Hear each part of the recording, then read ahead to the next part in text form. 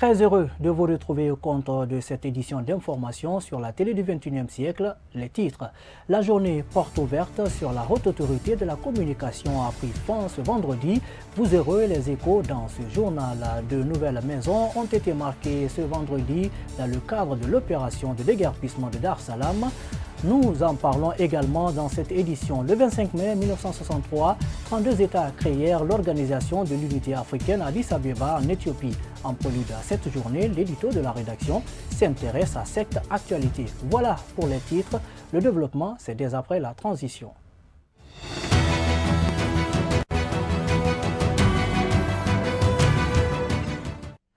L'opération de déguerpissement se sont poursuivie du côté de Dar Salam ce vendredi. Sur place, ce sont des visages meurtris de citoyens qui tentent désespérément de mettre à l'abri leurs biens. Il faut signaler que de nouvelles maisons ont été également couchées. Tierno Falilou Diallo pour le compte-rendu. Au lendemain du lancement des opérations de déguerpissement dans la zone de Dar es Salaam, la foule inonde le site pour observer cette fameuse machine de démolition qui pulvérise ce qui autrefois était leur maison. Les mots ne peuvent pas exprimer le désarroi de ces citoyens.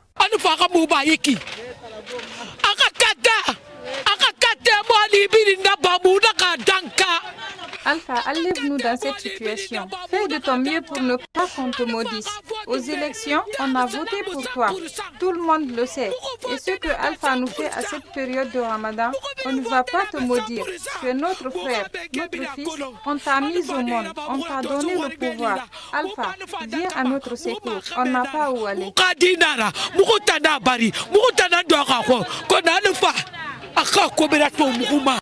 Pour ces habitants de Dar es Salaam, il n'y a nulle part où aller. Si autrefois ils dormaient dans leur modeste maison, la nuit dernière, ils avaient le choix entre les véhicules et la rue. Une situation insoutenable qui leur ôte toute affection du gouvernement. On n'a nulle part où aller. J'ai dormi dans un véhicule hier. Des coups de fer retentissaient, j'ai pas fermé l'œil. La basse-côte n'est plus derrière toi, Alpha Condé. C'est fini. Il n'y aura pas de troisième mandat. Certains citoyens refusent de se mettre à l'idée qu'ils ont été déguerpis au détriment de simples ordures dans la capitale. Depuis 1970, des personnes habitent ici. Les ordures nous ont trouvés sur ce site. Du palais à cet endroit, c'est à peine 15 km. Pourquoi installer un dépotoir en pleine capitale? C'est désolant quoi. Moi quand je vois ça, je tremble. Je ne sais pas quoi faire. Ça a dépassé le monde, ça a dépassé tout le monde. Même on dit l'État est fort, c'est pas avec les citoyens mon ami. Il faut voir ce qui s'est fait. Maintenant là, on est obligé de passer la nuit dehors. Il faut voir l'État où il se arrêter comme ça là. Cet après-midi, au moment où tout le monde pensait que la zone concernée était complètement démolie, les agents chargés de coordonner le déguerpissement se sont mis à cocher de nouvelles maisons. Ces familles concernées ont à leur tour fondu en larmes.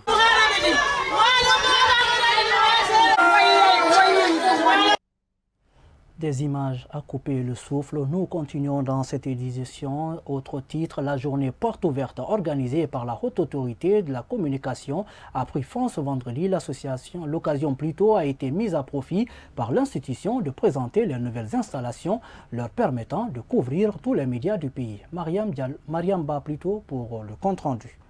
Ce sont des cellules constituées d'antennes plateaux ou des paraboles et des décodeurs qui ont été installés. Objectif: permettre à la HAC, avec l'intelligence artificielle, de couvrir à la minute toutes les radios et télévisions du pays. Cela nous permet à notre de faire aujourd'hui une régulation exacte, basée sur le contenu intégral.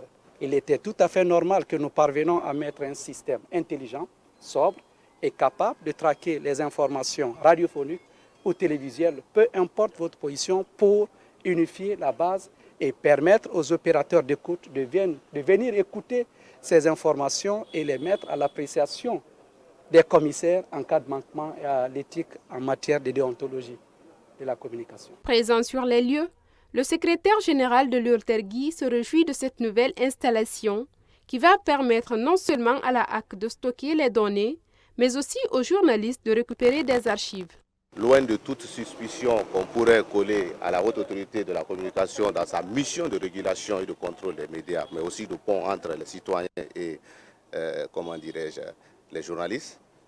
Je crois que c'est en amont une possibilité pour nous, comme le disait M. Keita, en tant que média, de savoir qu'au-delà de nos matériels de travail et sur nos bases de mémorisation de toutes nos archives, savoir qu'on a la possibilité aujourd'hui de venir auprès de la HAC en ce qui concerne l'archivage de nos émissions et autres, c'est très important. Selon Grégoire Akou, membre de l'Observatoire de l'autocensure des médias, ce suivi ne doit surtout pas effrayer les journalistes. Donc, je pense qu'il est très important à tous nos collègues de savoir que notre métier respecte l'éthique et la déontologie. Et c'est quelqu'un qui travaille honnêtement et pense qu'il ne doit pas diffamer, il ne doit pas faire quoi, il ne doit pas avoir peur que la HAC est en train de suivre ce qu'il fait. Parce que c'est le suivi systématique. Parce qu'une fois que tu es à l'antenne, tu es immédiatement suivi sur les postes ici. À noter que cette journée a été consacrée à la presse parce qu'elle est la véritable concernée par cette régularisation faite par la HAC.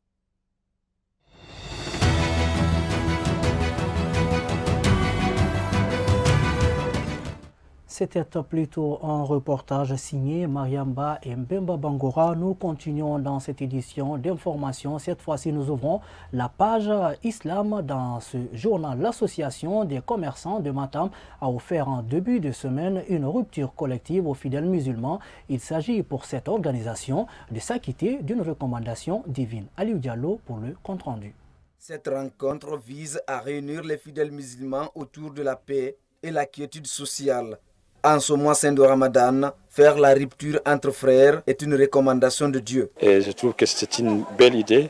Et d'ailleurs, à l'instar de toutes ces rencontres de iftar en fait, dans notre capitale, dans notre pays, je trouve cela formidable parce que le Ramadan doit rassembler et puis renforcer les liens de fraternité, des liens qui ont déjà existé entre les gens.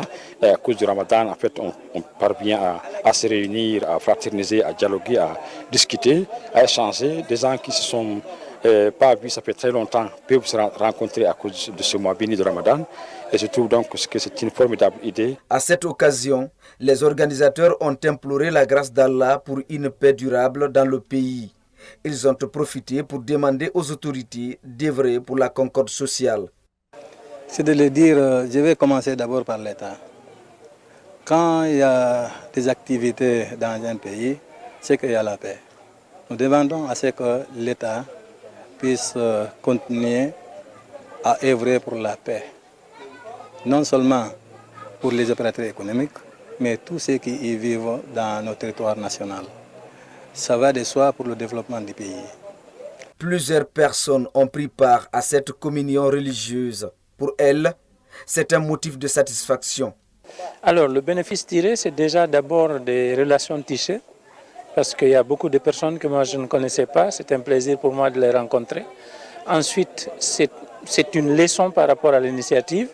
Le fait que des gens qui ont suffisamment de moyens puissent organiser une telle rupture et organiser des gens de tous les niveaux pour qu'ils puissent venir se rencontrer, discuter, renforcer leur amitié, mais aussi et surtout donc montrer aux uns et aux autres qu'il faudrait se mettre au service de la communauté, qu'il faudrait se mettre au service du pays. C'est quelque chose d'extrêmement important et donc c'est une leçon que je tire. Elles sont 3 structures qui se sont réunies pour faire ce geste humanitaire. Il s'agit de l'association des commerçants de Matam, l'association Imam Malik et celle de la Chambre du commerce.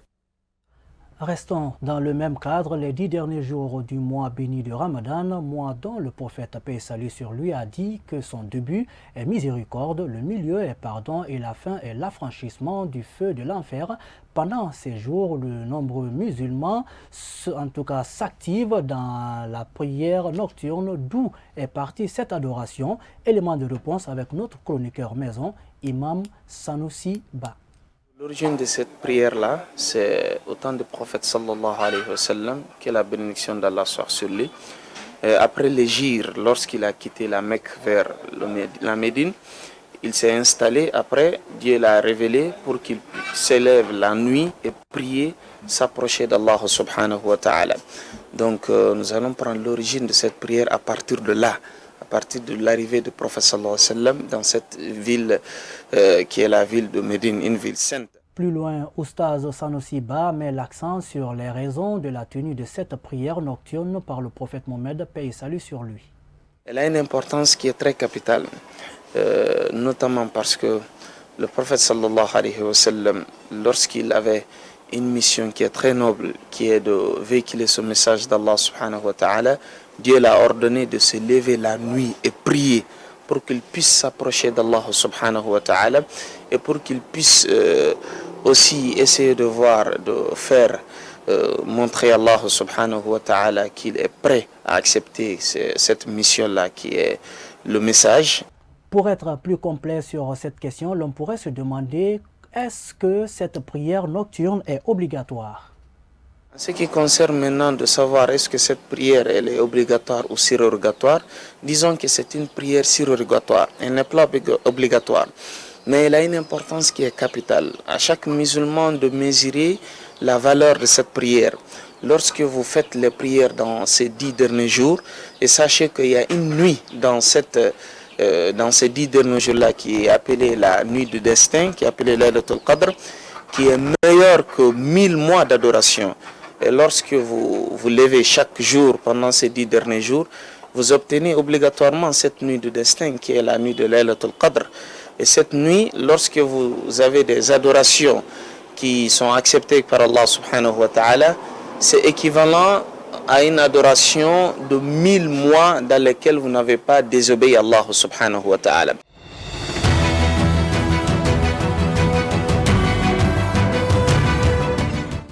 Je vous l'annonçais à l'entame, l'Organisation de l'Unité africaine, l'OIA, est née le 25 mai 1963 à Addis Abeba, en Éthiopie, date à laquelle les pères fondateurs ont apposé leur signature au bas du parchemin qui a consacré sa naissance. Depuis, l'Afrique a singulièrement focalisé toutes les attentions de l'opinion internationale. L'Union africaine à la croisée des chemins, c'est dans cet édito de Joseph Touré, rendu en studio par Aliou Diallo.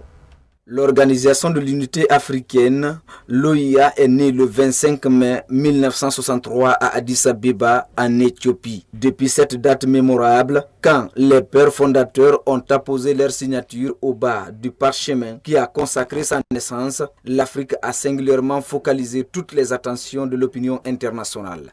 L'idée de l'Union africaine a germé depuis les temps immémoriaux de l'esclavage et de la traite du bois, d'ébène et celui de la colonisation. Des hommes comme Marcus Garvey Dubois, tous de la diaspora des Grandes Antilles, ont levé haut le flambeau. Nous n'oublions pas Harry Durban, né dans les plantations du sud des États-Unis et qui fit une ingénierie remarquable dans la lutte pour la liberté des Noirs.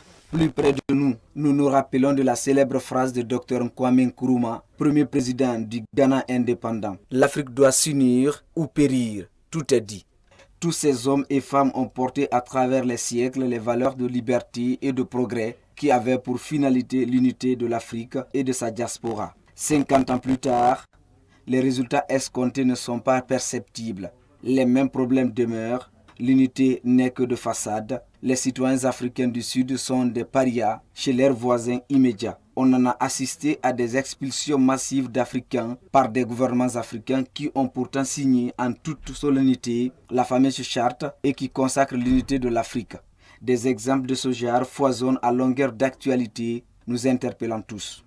Prenons les cas libyens où en ce début du XXIe siècle, qui est devenu le plus grand supermarché d'armes de tout calibre, où on a foulé aux pieds l'idée de l'unité africaine des marchés aux esclaves à ciel ouvert. Pourtant, c'est à Tripoli que la mue de l'Organisation de l'Unité africaine à l'OIA a eu lieu. Le constat est amer et les regrets immenses de voir des Africains réduire des Africains en esclaves sur leur propre sol. Des images qui crèvent l'écran quotidiennement ont tourné en boucle sur des grandes chaînes internationales. Nous interpellons donc tous les chefs d'État de ce continent de revenir à de meilleures gestions des différents peuples qui le composent pour plus de dignité. Un mot qui fut très usité par les pères fondateurs et dont les héritiers ont le devoir de concrétiser le contenu en élargissant la voiture de cette organisation continentale. Les populations africaines vous ont à l'œil.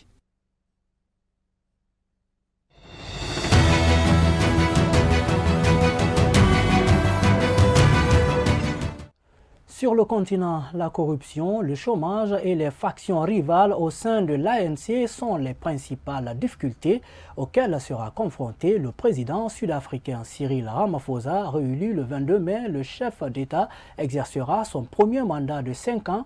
Après avoir achevé le mandat de Jacob Zuma, ce dernier a été évincé de la présidence en raison de plusieurs scandales de corruption, dont un portant sur la réfection de sa résidence privée avec des fonds publics.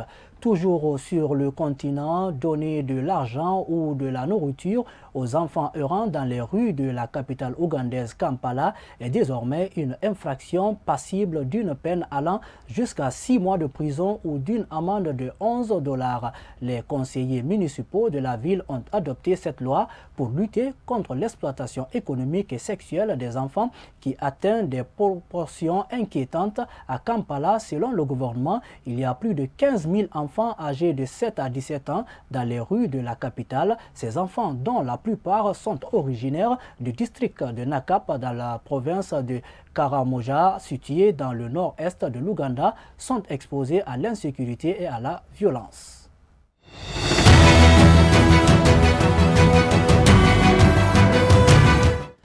En interactualité, pour des millions de personnes dans les situations de conflit de par le monde, le maintien de la paix est une exigence porteuse d'espoir. Œuvrons ensemble afin que le maintien de la paix soit plus efficace pour protéger les populations et promouvoir la paix. Ce 24 mai, le secrétaire général de l'ONU a procédé à la décoration de certains soldats de maintien de la paix à titre posthume, dont 3 Guinéens. Kadia Toukaba nous signe ce commentaire. Voici la journée internationale des casques bleus sera célébrée au siège de l'ONU à New York ce vendredi 24 mai 2019.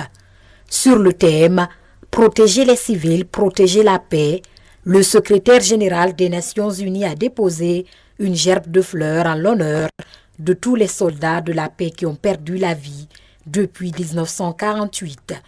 Sous la présidence d'Antonio Guterres, une cérémonie de remise de la médaille Dag Hammarskjöld a été décernée à titre posthume au casque bleu tombé au champ d'honneur en 2018.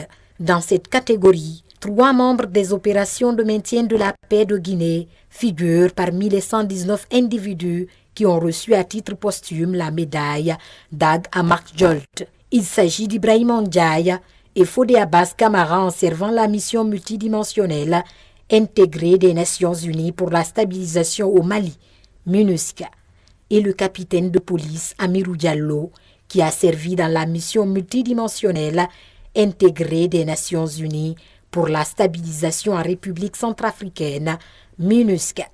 La remise de cette médaille décernée à titre posthume au casque bleu tombé au champ d'honneur en 2018 est pour l'ONU une occasion d'honorer la mémoire des casques bleus qui ont perdu la vie sous le drapeau de l'Organisation des Nations Unies. Voilà, mesdames et messieurs, ainsi prend fin cette édition d'information. Mais avant, nous vous proposons un grand format dès après le journal sur les opérations de déguerpissement au quartier Dar es Salaam. Les habitants reviennent sur la genèse de cette affaire depuis 1997 entre l'État guinéen et les citoyens de ce quartier. Au revoir.